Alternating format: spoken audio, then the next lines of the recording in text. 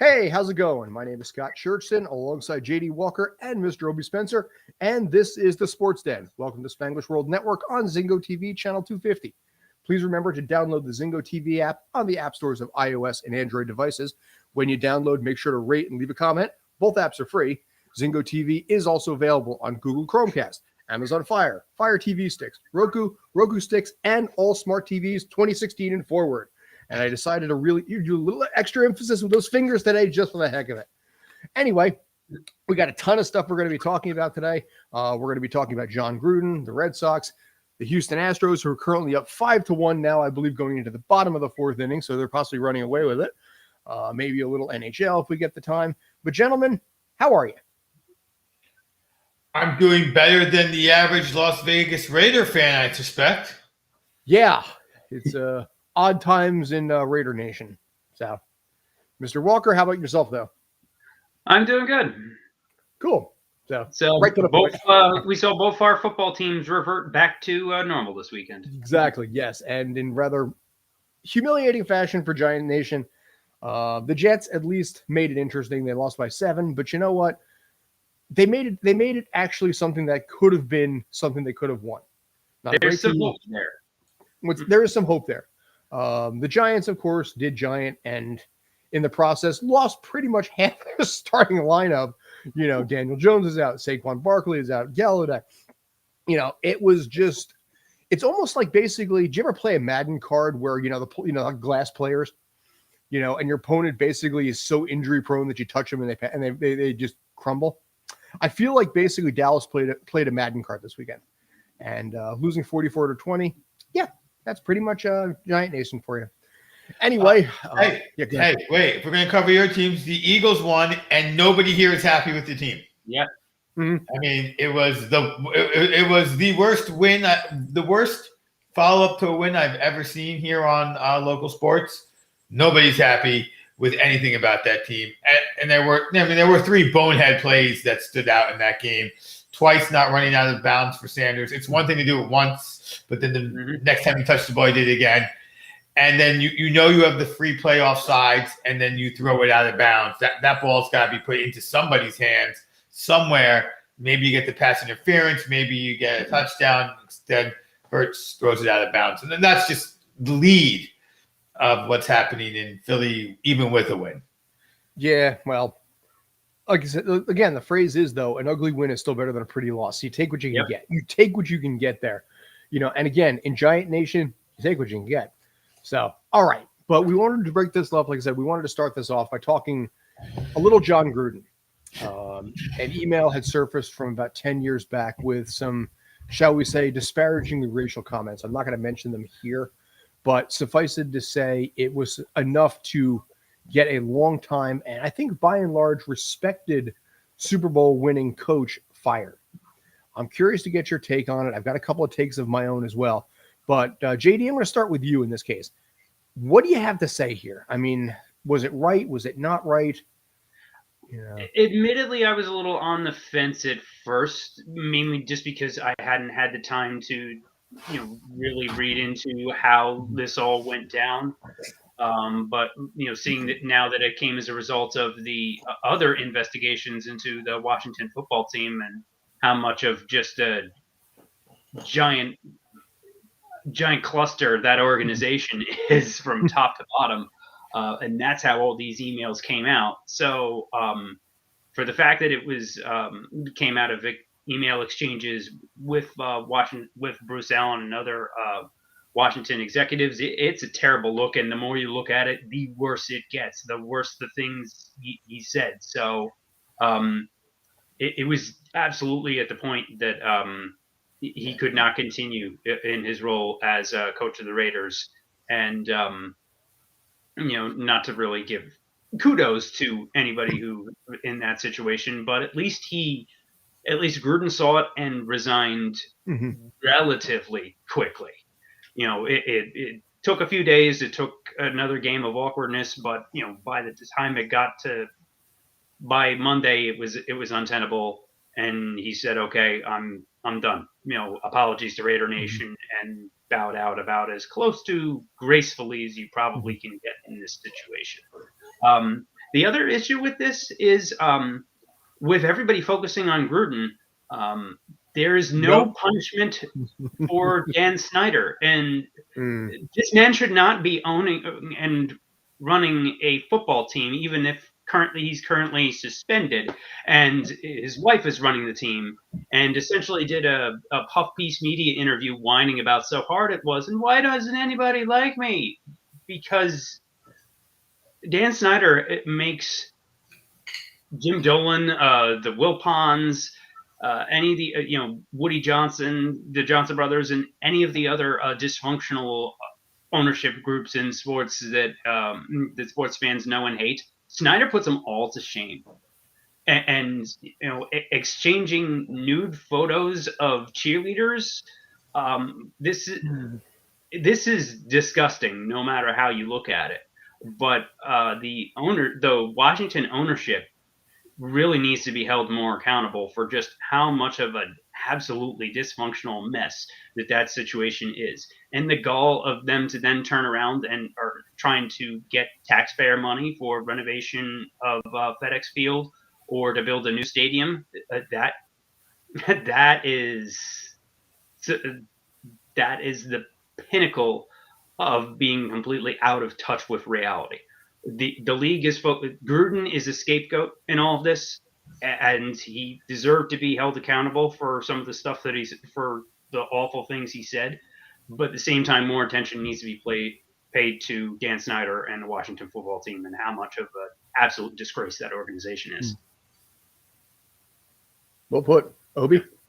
So I didn't want to discuss this today because I know it's going to take a long time to discuss. I actually said let's not discuss it, but we're here, so we're going to go back. We're only going to go to like 4:20 with this one, by the way. So okay, well, I hope not no later than that. So. Hopefully, I won't take the next 13 minutes. I mean, it started with the revelation of a racial slur that was reported on the emails by the Wall Street Journal. Obviously, these emails were given to several sources because they went to the Wall Street Journal and the New York Times. And so that got some people angry, but it was a one comment sort of thing. And he copped to saying some bad things about Goodell. That's how he came out. And people were like, okay, well, it doesn't seem to be a pattern, except that it was a pattern. They got a trove of emails and they got lots and lots and lots and lots of quotes, which was going to put him in a problematic position. And I've heard defenses. Well, it was way back when, except it wasn't. Like he was arguing about Michael Sam and using homophobic terms about Michael Sam, which was at a moment in history when we all knew better than to do that. Because the argument about Michael Sam was he's coming out so he can get drafted, which meant that we knew better than to use those terms because that was an argument that was being made. I'm not going to go into the correctness of that argument, but that was something that was being said. And the argument that was being made by Gruden was we're doing this drafting of him for publicity. So you can't be using those words because we know how far along the LGBTQ agenda has moved and where it was in that point. It wasn't as good as it was now, but it was in a place where it was gaining power. And so at that point in his life, he should have been either get on board or get out of the way situation because the path was set and it was going. So no, that's not, oh my goodness, it was back then when he said it. It was then on to the more important issue. Gruden is going down for a larger group of people, and preference is that he's the first domino because those were not exchanges between me and you on Gmail, which may or may not make us, depending upon what those things are, would be one thing. Those were between him and somebody's work computer. Like, he didn't care enough that it was somebody's work computer. They didn't care enough to say, hey, this is my work computer. We don't talk like that in my office. He went with it until the point where they were sending top nudes of women who worked for the organization. And the worst part is I don't believe it's just the Redskins. I doubt it's just the Redskins. And Dan Snyder needs to be treated like the guy who owned the Clippers. Like he's got to get out. Absolutely. The problem with that is that typically the internet only gets really pissed off at one person in the group at a time. So in this case here, your, Hitler, Stalin, if you will, is not Dan Snyder. It's Gruden. So Gruden is taking 95% of this while Dan Snyder's only getting the remaining amount and anybody else involved because of the fact that the internet has pigeonholed and trended to John Gruden. And I'm going to get to that point in a sec. Go ahead. And this doesn't, but that's great that, you can point to the internet, but he is not. JD and I are not the only two people talking about the Redskins today. Sorry, the Washington football team who were called the Redskins and stood up for that name. Dan Snyder, that was Dan Snyder's hill to die on. He fought tooth and nail for that to keep a racial slur as a team nickname. And it was only in the face of united pressure from the sponsors of we will yank our sponsorship if you don't get rid of this that they finally changed it last year. And one episode of South Park that ripped it apart. Yeah. So. No, I mean, it was about 10 years after that episode before it finally changed. But every show I've watched today, every publication I've read, at least one person on that show over the course of the hour, 2 hours, however long the show was, or one article on that site has said, Gruden is Gruden, but this goes back to the Redskins organization. So I think that the internet is going to get, believe it or not, drowned out by the MSM here, the mainstream media, the mainstream sports media. There's enough people talking, going, this is not an isolated incident about this guy. Let's move past this guy and go on to the real issue, which is what's happening in the Redskins organization. And let's bring in somebody different. Because on top of this whole shenanigans, as JD says, it's a poorly run organization. It's not like this is happening to the Steinbrenner Yankees, let's say, a team that was winning and winning and winning and winning. It's a team that's losing and losing and losing and losing. Yet.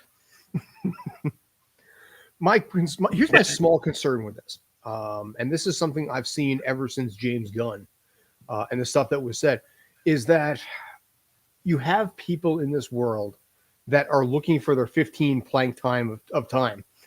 Plank time, by the way, is the smallest increment of actual time according to science. They're looking for that chance to raise their own stock value by trying to find things. Listen, let me be very clear here. I'm not saying what was said was correct. I agree with the decision for him to step down. I agree with the decision for the fact that, the Redskins, as they were back then, Washington football team now, are taking heat. Dan Snyder, and I've never been a Dan Snyder fan for, a long time now at this point. I don't even know from when. And but Bruce Allen, the team Washington team president at the time, Gruden was exchanging most of these emails with. If he wasn't unemployable before with another team, he's unemployable now. He should not work in the NFL again. Nobody involved. My concern, though, is this. Does it become a witch hunt? Will there be people out there that are deliberately scouring this to find the next one?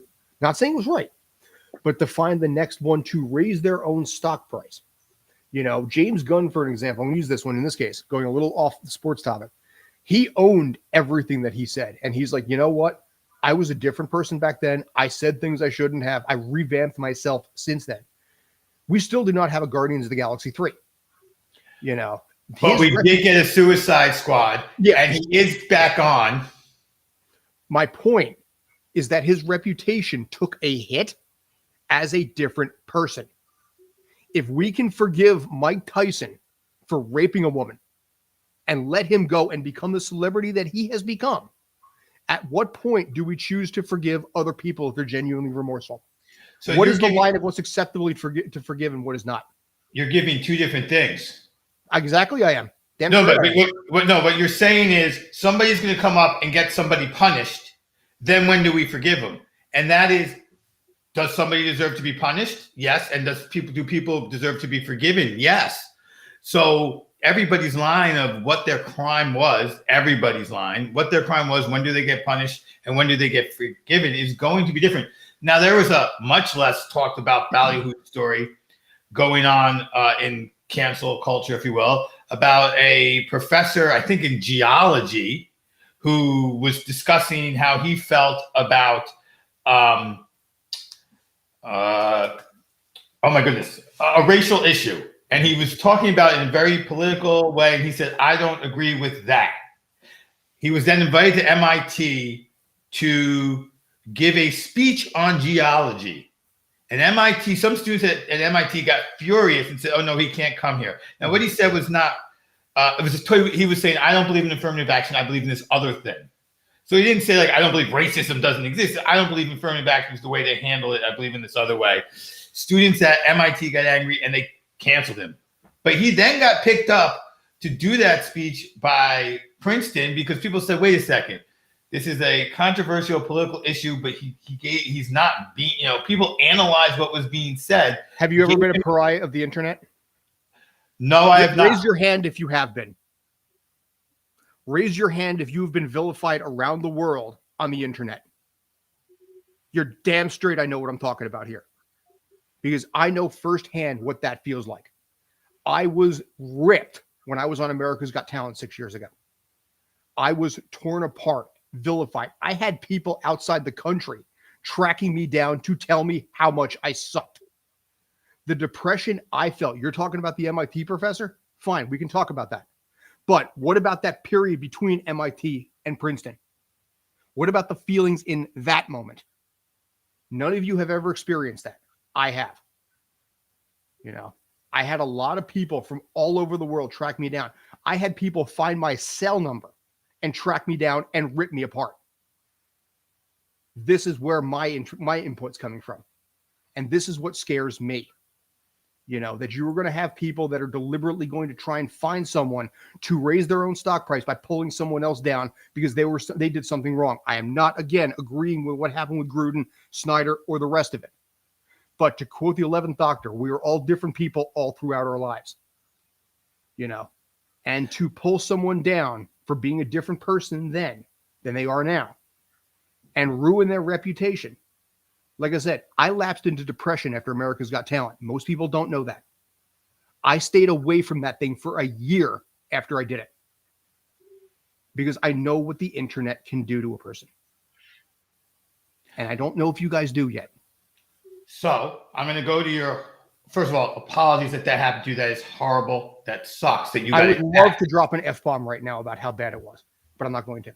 But that being said, what you are talking about is the risk of being exposed for anything, legit or illegitimate. That is what you're talking about versus being exposed for something that is not legit. Second of all, the question is, we can't stop anyone from going and digging in anything. What we can talk about is whether it's a valuable thing to be digging into.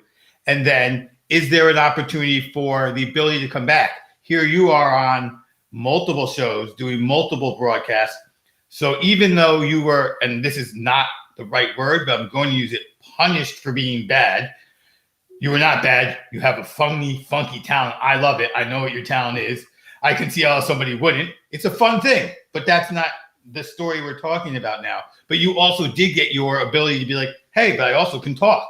And I can talk about sports. And I can talk about being in the thing. So the whole thing is the rise and the fall. It happens. Are JD and I possibly exposed to it? Absolutely. We're out here putting ourselves out there. You were putting yourselves out there. And John Gruden is putting himself out there.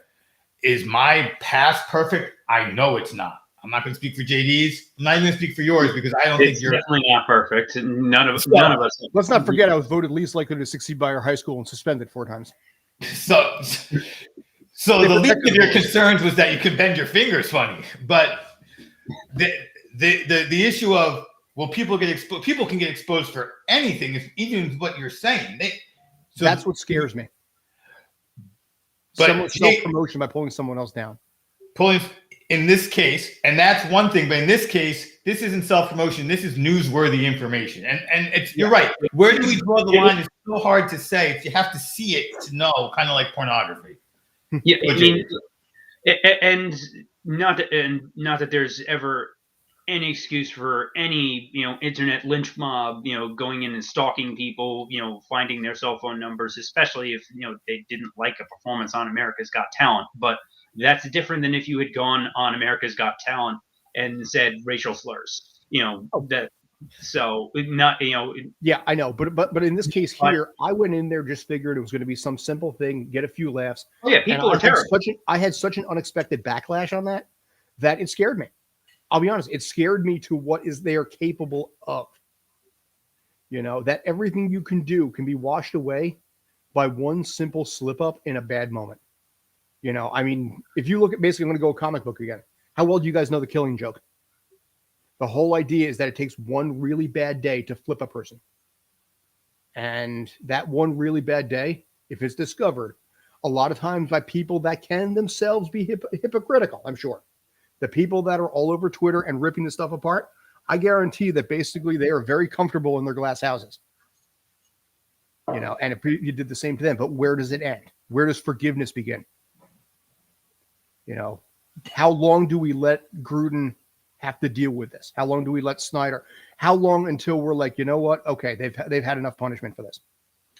I don't know how long, but I do know one thing.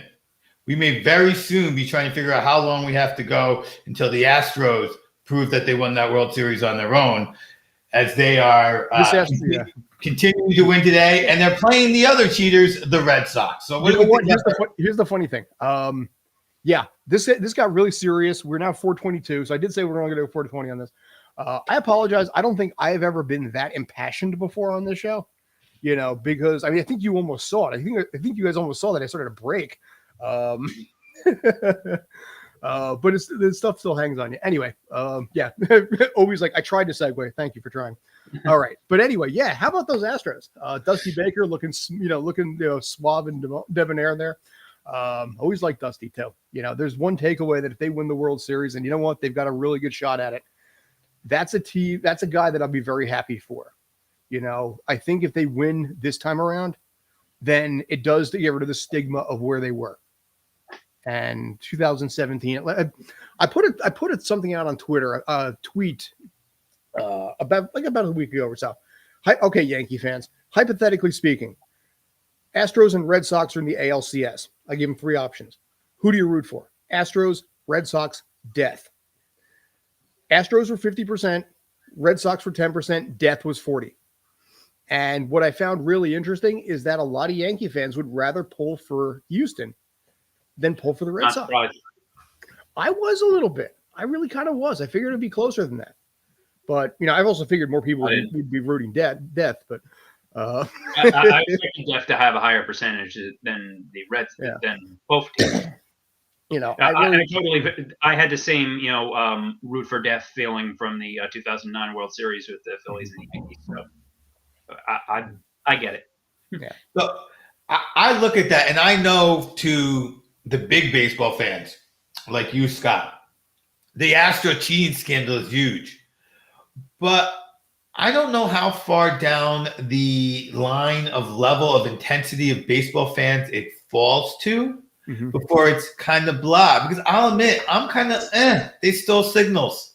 Like, I'm not as up at now. Granted, I'm the guy who is literally watching the basketball game as opposed to the, like when Scott's like, oh my goodness, baseball has lower ratings than basketball playoffs. I'm like, have you seen basketball playoffs? Like, that's who I am. Like, yes, they do.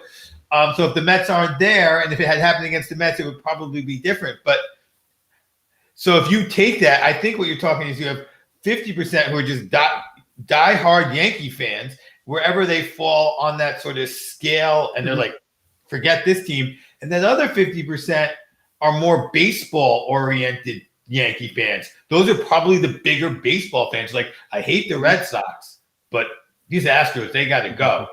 And I hate the Red Sox, and these Astros have to go, so death. But it's funny because actually there could have been people that have just responded from anywhere in the country that just happened to be on that moment too. It's always plausible. So, yeah. Another part of it is that they're, to Obie's point, there really aren't what I would call casual baseball fans, who are just, fans of baseball in general. They'll watch any game that's on, or at least have it on as background noise or whatever. Most baseball fans are fans of their team and their team only. So, you don't have anymore a lot of casual baseball fans who are just fans of the sport like you do with football and even basketball. A lot of Yankee fans, though, were pissed about the fact that it cost CC Sabathia a chance to go back to the World Series. It cost Aaron Judge an MVP. So to look at, as a third party, which Mets fans, Phillies fans, they are third party. But imagine if that happened to the Mets, where the Astros, in this case, blatantly cheated. And, as a result, the Mets never went to the World Series when they had the chance to. And all the statistical lines showed that they should have. That, as a result, David Wright was not voted at the MVP because of it. And then to watch the cheating team be brazen about it. See it from that perspective. If it happened to your own team. And that's because you have 27 championships. Nope. Sorry. You don't get that from me.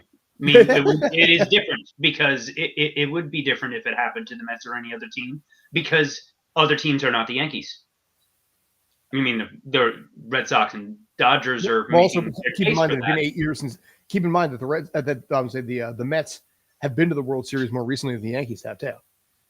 Yes, which still boggles my mind to say. Kind of here too, yeah. But not to the playoffs more recently. Right. And so I think one of those things. Your bad year was 83 wins. Zero sympathy from me. I think part of where I agree. I think JD's 100% right on. People care about their team when it comes to baseball, and nobody cares about you cheated the Yankees. That's a good thing. You cheat. I think a lot of people are saying that too. There's a reason why every single classic baseball movie ends with Yankees lose, everybody wins, lives happily ever after. Except The Scout with Brendan Fraser in 1994. Then he pitched a perfect game in Game 1. Was he? Major League, that Red Sox movie. Well, Fever Pitch. That the only reason that they changed the ending of the Fever Pitch was the fact that they actually beat the Yankees there. But they had to rewrite the end of that movie. Major League 1 was against the Yankees. Major League 2, I think, was the White Sox, right? Yes. And then Major League 3 was about like a minor league team, but nobody remembers Major League 3. I thought Major League 2 was against. Were they in that? Okay, I thought they were a pennant winner in the first year, and then the second year they won the World Series. Maybe that's what it was. I don't remember. No, it was in the first movie. They beat the Yankees in the AL East playoff game. In order for to get back into the playoffs, to go to the playoffs, and then they lost the ALCS. And here's a question: and then in Major League 2, they beat the White Sox to go in the ALCS to go to the World Series. Here's a question: no wrong answer, just to get your input on this. Because that was the Cleveland Indians. How often will Major League be played now going forward? Because it's a classic baseball movie, but now that there are the Guardians, kind of, we're not sure if it's going to stick or not. Well, they play the Natural. What baseball team is that about? It was the Natural was a fictitious team. That's my point. It doesn't have to be a legit team. But I'm saying that they mentioned the Cleveland Indians a lot in that movie. So I'm just wondering. There's a lot of airtime given to the crazy fans dressed up in headdresses and stuff. Yeah, I wonder if that movie, if Major League 3 again, that's like a minor league team, but Major League 1 and 2, I gotta wonder if they're gonna start pulling that. No wrong answer. I'm just curious again. I just hadn't thought about it. I just hadn't thought about it until just now. They will probably be heavily edited to maybe take some of like the headdress folks out of some scenes that are aired on basic cable. Right. It probably comes with a trigger warning already when it's on. Like I don't actually recall having seen it on basic cable anytime recently. It was on You'll get a it's disclaimer just like old Disney Disney works do on Disney Plus of these there's things here that are products of the time that are not okay. Gone with the Wind is an example. I think of that too. Mm-hmm. So yeah. So cool. All right. So we're about halfway through at this point. A little bit of a different feel, I think, in this episode that we have today, usually. In this case, I may refer to this on a very special episode of the Sports Day. Or one of those, this after school special kind of things, But right now, right at the moment, the Astros are up 5-1. If it is Astros, Red Sox, the Red Sox caught a little bit of a break the other night. ball actually a play that I don't think anybody in Major League Baseball had ever seen. A ball bouncing off the wall, off a player, and then back over the fence again. It was ruled as a ground rule double. I found that to be, I think, the right call to be made. But if you guys took a look at it, I'm curious to get your thoughts a little bit to see if that's something you agree with, if that call was the right one. I'd never seen a call like that before, and it was called based on a quirky rule. Yeah. So it was called by the rules. It was just an obscure rule. It's like baseball's tuck rule, if you will. Mm-hmm. But I've never seen a play like that before, but it felt like the right call to me. Mm-hmm. It felt almost like if it had been like a fan interference sort of situation, what should have happened to Jeter? Mm-hmm. Okay. I just felt like the right call because that's like the call they make in baseball when something weird like that happens. Not just a ground rule double. Why? Because those are the ground rules. Yeah. And I think Kevin Cash, I think, did a phenomenal manager of the Rays, did a phenomenal job with it. He's like, obviously we're disappointed by that, but the rules are there. They're the right call based on the information that was in the books already. I think there's a pretty good chance they're probably going to rewrite it or tweak something in the offseason to say if it bounces off a player, this is what's going to happen. I think there's going to be something legit like that that'll end up happening. But for the law as it is right now, for the rules as they are right now, I think that was the right decision to make. It was just, like you guys said, a very odd, bizarre situation that ultimately may have cost the Rays that game and even the series. But when they fix that rule, please have them call the NFL and we can talk about fumbling out of the end zone. Oh, yeah, right. Well, I mean, right now, like I said, as a Giants fan, also siding with the Jets fan here, not really worried about rule changes because it's not going to affect our teams that much. It doesn't matter what a catch is if nobody on your team can make one. Yeah, true indeed. Ooh. Yeah, that applies for all three of us in our teams these days. It's Eagles have two guys who can catch the ball, just nobody can get it to them. Well, like I said, in this case, I'll be honest, and this is something I wouldn't have thought. Dallas has potential. I didn't really think so because I was seeing it from the position that they were just in a bad division, but they have the potential to actually go maybe a little far into the playoffs. I don't know if they're a Super Bowl contender yet. No, I wasn't going to say that, but NFC Championship, I think, might even be doable. I could see. I think that they could win a game or two. I don't think that they're necessarily Super Bowl contenders, at least not yet. But they're absolutely fattening up on what is a really bad division. Both East divisions, AFC and NFC, are looking pretty sad these days. And there's one team with basic competence that is going to run laps around the rest of the division. Dallas in the NFC and Buffalo in the AFC.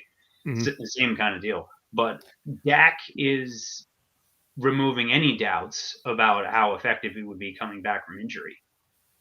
And that is a huge key to them. And having a two-headed running back. Ezekiel Elliott had a good game too. And the Giants are banged up. Watching Dallas play, Dallas's advantage is that we've already said their division is horrific. So they have this bizarre chance of not being the best team in the NFC, but having the best chance at getting the bye in the NFC. I think it is giving that. If you get the bye, just because you're not playing anybody to get there, your record is what your record says you are, and now lo and behold, you get a bye. You're that much closer. You play the worst team to come out of the wild card, so you probably avoid the NFC West team that's there, and then you win another game. Now it's a championship game. At that point, though, you got to imagine Tampa, whoever comes out of the NFC West, or Green Bay will be left, and that should be the end of a Dallas run. But their offense is for real, and their defense isn't bad. It's hard to tell whether their defense isn't bad because they've played some poor teams. But look, the Giants stink, and they crushed the Giants. But When you crush the bad teams, that's the Eagles important. thinking they crushed the Eagles. Yeah, but you crush the bad teams. It's important to crush them. Remember, Kansas City went like a year without winning by 10 points. Mm-hmm. And now everyone's like, wait a second, that defense isn't that good. So is there a hole here? Dallas has to not get injured. Their receivers, anymore. Their receivers are great. Their running back duo is as perfect as a running back duo as you can get in the NFL. You have a guy who's one step removed from being the stud he used to be, and another guy who's a step behind him, so you don't really miss much. Both guys can catch. Both guys can block. So you can run your full playbook with either guy.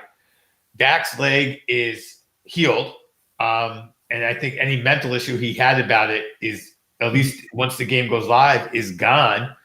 They're going to be a hard team to beat because I'm not sure that they're as holy as some of the other teams. As great as Brady is, he's the most likely to get hurt over time. He's just the oldest.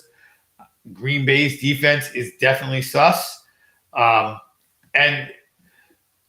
Arizona, as great as they are, they still have the kid at quarterback. This will be his first playoff run. And that's tough. The first playoff run is tough.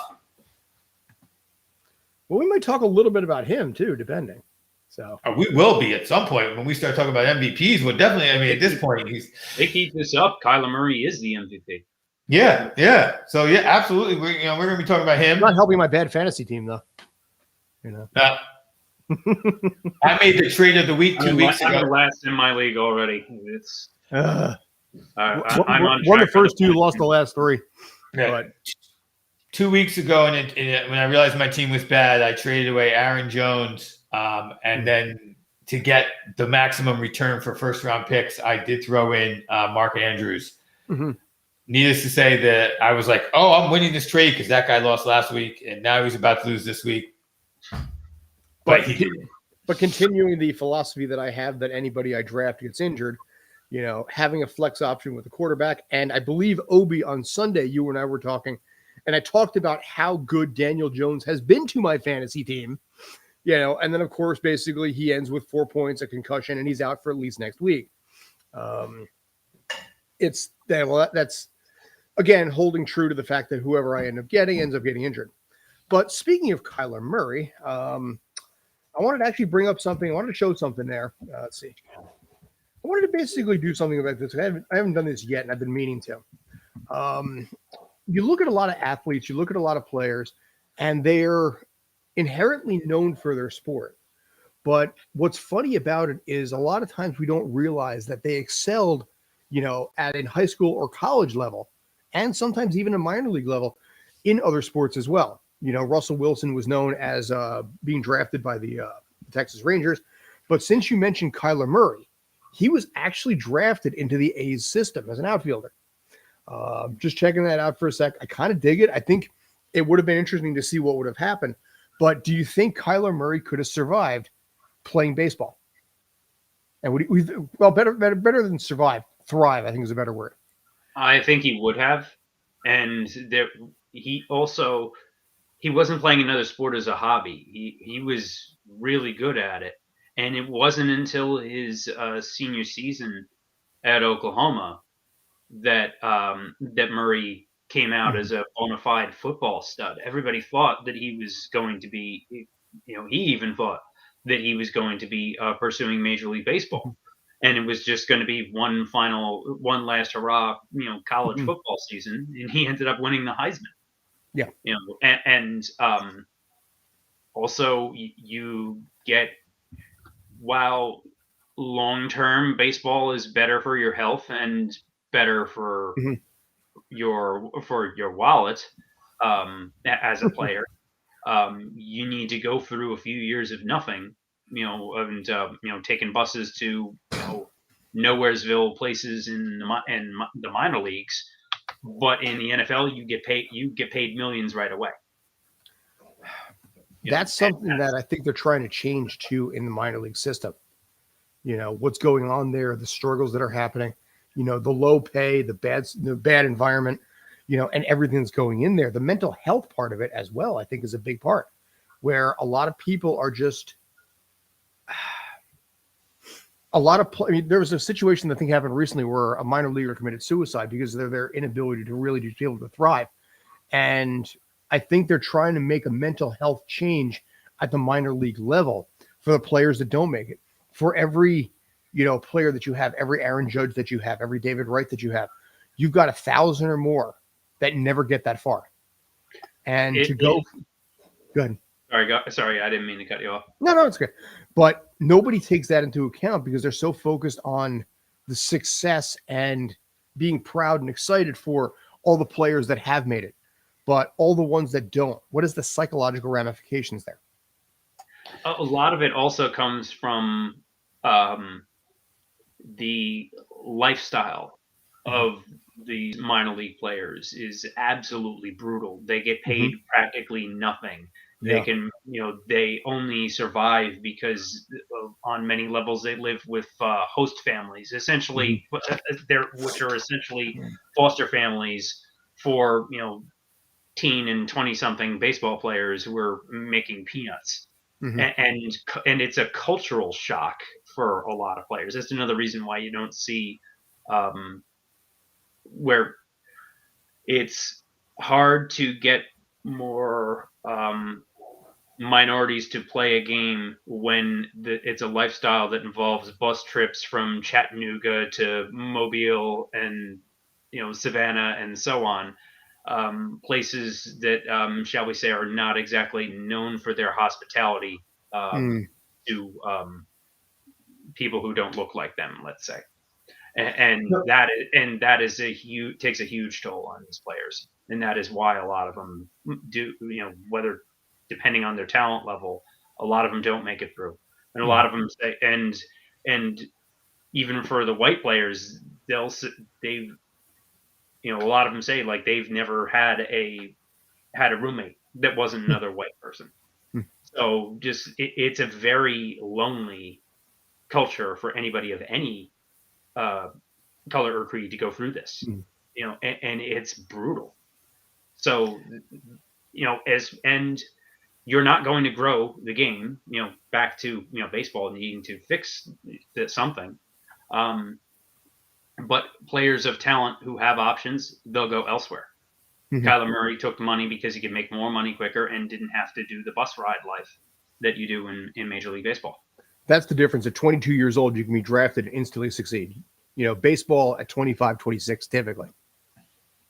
Yeah, I mean, this is a definitive issue for baseball and keeping the best athletes at their doorstep. If you are 50-50 baseball and another sport, the other sports are going to pay you the day they draft you. Well, I shouldn't say the other sports. I'm assuming basketball or football here. They're going to pay you day one, and money today is better than money later. Now, basketball, forget it. There's more money, period, end of story. That's a huge problem for baseball. Football, if you only last 1 or 2 years and peter out because of injury, you better have taken that big payday and done right with it. Whereas baseball, the chances are you're going to have a longer career and a more lucrative career. But it is just it's a mental health grind to play baseball, and baseball has layers upon layers upon layers of minor leagues. Like baseball, in terms of its minor leagues, is kind of like having a regular job. Like you go from company to company to company to company, and except for the fact that as I went from company to company to company, job to job to job, I was living with my spouse or buddies, people I chose to live with, and commuted to and from work at less than an hour away. Baseball is a tough life, and so when you finally make it to the show, even for which also then is going to incline you, by the way, let's say it, it's once you're there, of course you're going to do whatever it is you need to do to stay there. So if it says the team says steal signs, you're going to steal signs. I mean, this isn't rocket science, it's you're like, hey, I need it. But that's the funny thing about it is that like I said, to get to this level, to be called up, there's only, I think, 535 players right now, or whatever the new number is, with the 26-man roster. But you have all of those players, and I think about it from the perspective of, even with this, what's that? 780. That's 26 times 30. Thank you. Appreciate that. The problem is like I said, you have thousands of players who excelled and thrived, at the high school level, even the college level, that struggle and, as a result, don't actually end up going anywhere. That kind of shock is a very difficult one to take.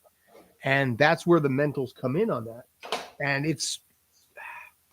it concerns me a lot. And I'm glad that they're actually starting, at least mildly, tiny, to address that aspect of it, because you are in competition with pretty much everybody there.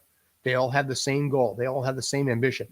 And it's probably, as much as it is a community environment, it's also a very lonely road too, because any one of them would probably take your job just like you would take theirs. And it doesn't even matter what the position is. You could be second base. They could be pitcher. But if they convert you from second base to pitcher, and that's what it takes to get you to the major league level, you would take that, because it's the payday, it's the goal, it's the drive, but that's where I think sports does struggle a little bit with not addressing the mental aspect of it, and the mental toll. Like I said, we see the glories and the successes, and we see all of these things out there, but they don't talk about the mental daily grind, physically, psychologically, and emotionally. And also at Obie's entry-level job, at any of our entry-level jobs, even if it's, minimum wage retail, they're probably making more than some of these players, because, it comes out to, with the hours and all that is put into it, it comes down to less than minimum wage that some of these players are making. You can't survive on, $20,000 a year, no matter what it is you're doing, but that's what some of these players are paid.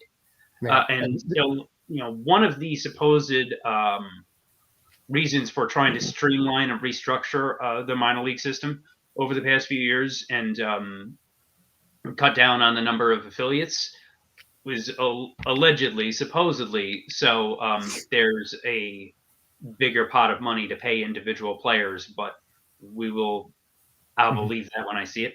It's one of those things that seems good, that sounds good, but probably really doesn't amount to very much. But we were going to have more money to play the players, but then COVID, and no one's coming. So now we don't have as much. Now we even pay them less and have less levels. And that, my friends, is the breakdown in the IATSE strike versus the AMTV versus the producers there. So, but that's Tales from the Film Set. We talk about that one up there. But yeah, so it's we'll get there in all aspects, in all ways. We will find a way, and we will get there. It just takes time sometimes. And now Kyler Murray can play baseball in the off season, like Dion. I wouldn't be surprised to see if here's what I wouldn't be surprised to see happen: if Kyler Murray has some success, gets a big contract, and he retires after only, say, 5 or 6 years in the league, and then goes to play baseball in the interest of his long-term health. A reverse Tebow, if you will, except actually being successful at throwing a football. They talk about Russell Wilson actually being like an absolute talent at like second base, to the point the Yankees traded for him, for the spring training roster. And that's, like I said, that's a testament to the skill set that he has. But go ahead. So I don't remember which basketball player it was, but it was a basketball player. And he was talking about the different level of athletes at different sports. And he was talking about why baseball doesn't shine. His point, he was like, you do not realize how good the athletes in baseball are, because they do not the sport does not let them show it. These guys are every bit athletic as we are in basketball. I've played basketball with some of these guys, and yeah, they are there. So can we zoom that in just as a joke? So why can't we get better, the game to show off these athletes because we all do want to see Tom Brady playing third base. I mean, right? That's Tom Brady's natural position. Tom Brady, basically 1995, he was drafted by the Expos. That is his tops trading card right there. I don't know. It's amazing to think about the fact that he could have been in baseball, but. Well, was he drafted out of high school? LeBron James was almost as good of a football player in high school as he was a basketball player. Yes. You missed my comment about LeBron James in baseball because you were not on the stream team. But I was watching TV the other day, and there was back-to-back commercials for health supplements. One was Shannon Sharp, then it was followed by LeBron James. And that's when I realized at 50 years old, Shannon Sharp is still bigger than LeBron James. LeBron could not play tight end. But Shannon Sharp, my God, he's like Herschel Walker. You look at these guys and they have, even you see the commercial with like Frank Thomas, and you see these guys that are just like, damn, and I'm just kind of like, yeek. I've worked for teams before. On TV, you really don't notice until, unless you're up close to the players, like walking past them, just how big these guys are. Like something that, this player's only 6'2", he's short. Yeah, well, that's still pretty tall in, normal people world. Nobody looks at like Eli Manning and realizes the man's 6'5", because he doesn't look like he's 6'5". Right. Or you realize how tall Peyton Manning is when he's standing next to Brad Paisley and Brad Paisley has on a cowboy hat, and you're like, they're not the same size. No, but it's so funny. I saw Stephen Amell once, Oliver on Arrow, in his Arrow era. It was on the set of Ninja Turtles 2, and he's pretty damn ripped. But even then, you see what he looks like there compared to a Shannon Sharp, or basically pretty much any guys, these guys in the NFL. And you don't appreciate just how absolutely jacked these guys are, and I'd be. Or they go the other way. Jeff Saturday, right? When you see him, you're like, wait a second, you were big. He's like, I'm out of football. I'm dieting, I'm guessing, because he does not look Shannon Sharp's a special case because Shannon Sharp obviously loves lifting weights. Like he doesn't just have to do so. Yeah. Yeah. That's not just I'm trying to stay healthy. He loves it, and good for him. But yeah.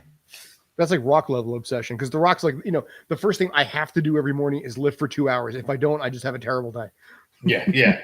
Right. Because he only needs to be as big as Vin Diesel, but that's not big enough for The Rock because exactly. But he wants to lift weights. And I understand where that comes from, but it's definitely not, it's more than just being healthy and more than just looking good. It's being in the gym that he enjoys. Well, for guys like that, a lot of their money is also tied to the appearance too. Shannon Sharp too, because people know him as looking like that.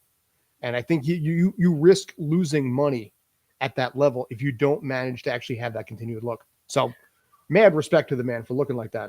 Like I said, I wish I could look half like that. Anyway, we got to wrap this up. Thanks as always for tuning in. You can always find us on Facebook and Instagram at Spanglish Sports World Sports Den, and also on SSW Sports Den on Twitter. Real quick, last 10 seconds. Any final thoughts from you guys? Yeah, to those people who bullied Scott. You. Yeah, well, the school let that go in a lot of ways, but that's a conversation for another. We can deep dive my psychosis. I was talking about your online bullying. Oh, that's fine. That's whatever. People just need to stop being jerks on the internet so much. Well, imagine, like I said, it's lost potential on the internet. But c'est la vie, it is what it is, was what it was. I'm cool with it now, but at the time, like I said, it really kind of did suck. But anyway, on to happier and better things. I promise next week we're going to be fired up, excited. We're going to talk about some good stuff. But thanks as always for tuning in. Have a great day and be awesome. Take care.